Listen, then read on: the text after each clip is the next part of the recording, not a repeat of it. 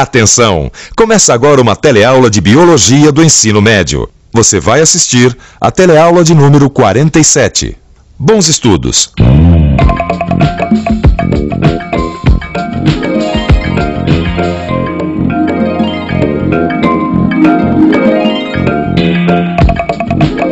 Vocês não tinham outro lugar para montar essa barraca, não é? Não, mãe, mas a gente parou perto do riacho justamente por causa da água, né? Claro, lógico. Onde os mosquitos mais gostam de ficar. Vocês acertaram em cheio. Me dá pé. Mãe, a gente usou todo tipo de inseticida que a gente tinha, mas não adiantou nada. Parecia que não fazia mais efeito. E eles continuavam picando, né? Ai, como coça isso. Para, não coça, porque pode infeccionar mais ainda, meu filho. O que acontece com esses insetos? Será que eles se acostumam com o inseticida? Ou existe uma outra explicação para esse fenômeno? É isso que a gente vai ver na nossa teleaula de hoje. Na teleaula de hoje, você vai aprender que seres vivos da mesma espécie podem ter características individuais diferentes. Vai ver que essas características são genéticas e transmitidas dos pais para seus descendentes. E entender ainda como essas características influenciam no processo de seleção natural. Os inseticidas são substâncias que foram desenvolvidas para matar insetos. Elas matam o animal rapidamente, portanto, não há tempo para que o inseto crie qualquer tipo de resistência. O que acontece é que alguns desses insetos não são afetados pelo veneno. Por que será que isso acontece? Vamos pensar um pouco. Vamos pensar um pouco. Os insetos que não morrem são resistentes aos inseticidas. Essa resistência é uma característica que os outros não têm. Ah, bom! São as chamadas características individuais. Para entender melhor o que são características individuais, vamos relembrar o que é espécie, coisa que você já aprendeu aqui no telecurso. Por exemplo, nós seres humanos somos da espécie Homo sapiens. Existem muitas características em comum entre todos os seres humanos do planeta. O desenvolvimento do cérebro, as enzimas produzidas ao longo do tubo digestivo, os hormônios responsáveis pelas características sexuais, as formas de obter e armazenar energia. Enfim, somos iguais em muitas características, mas também temos muitas diferenças, como os traços fisionômicos, a cor dos olhos, a cor da pele, o tipo de cabelo e as impressões digitais. E vocês não conseguiram dormir nem um pouco? E os mosquitos deixavam, mãe? Ai, o que vocês faziam? Ué, a gente ficava conversando, né? Loiro, moreno, alto, baixo, gordo, magro. Nós seres humanos somos todos da mesma espécie, né? Que nem os cães, né? Cada um é de um jeito diferente, mas também são todos da mesma espécie. Se bem que se a gente for ver, eles têm muitas coisas em comum.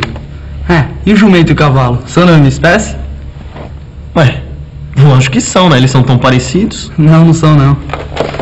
O jumento e o cavalo não são da mesma espécie? Não, essa é a questão. E você sabe por quê, mãe? Eu não. Os dois têm tantas semelhanças por fora e por dentro também, que eu acho que isso é um assunto para um especialista.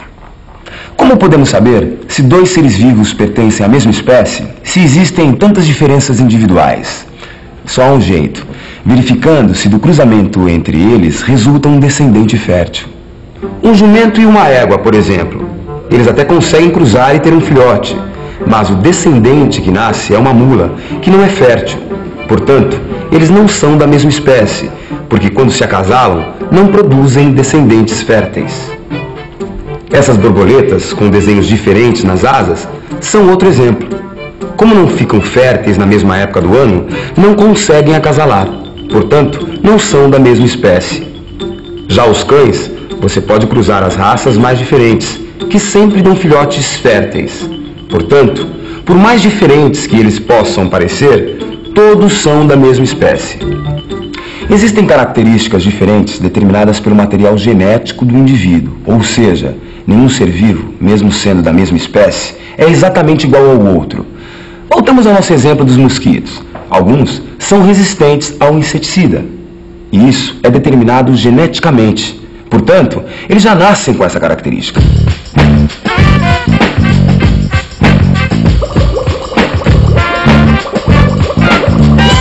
Seu Pedro nasceu, cresceu e passou toda a vida na Ilhabela. famosa pela beleza de suas praias e pelos seus mosquitos também. Eu adoro isso aqui. Não tem praia mais bonita que isso aqui, ó. Pena que tenha tanto mosquito, né?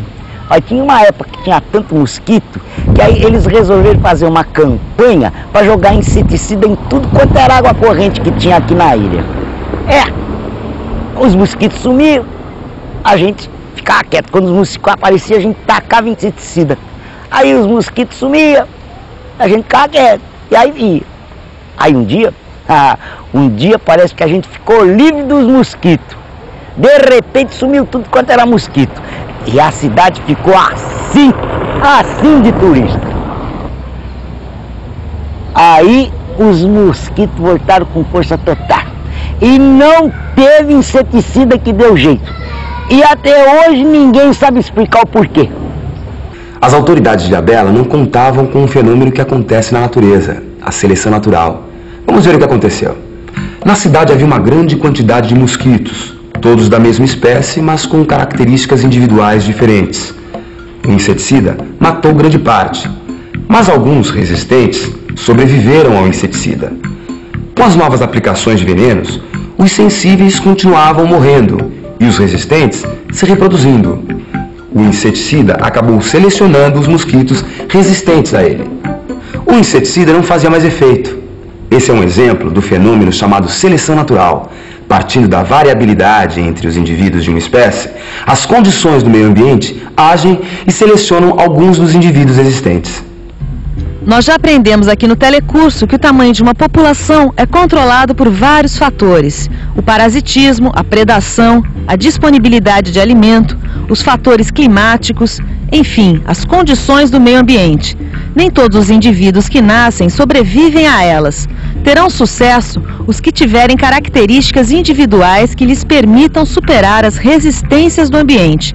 Vão sobreviver, por exemplo, os que tiverem maior resistência a parasitas, ou ainda, maior habilidade para fugir e se esconder de seus predadores.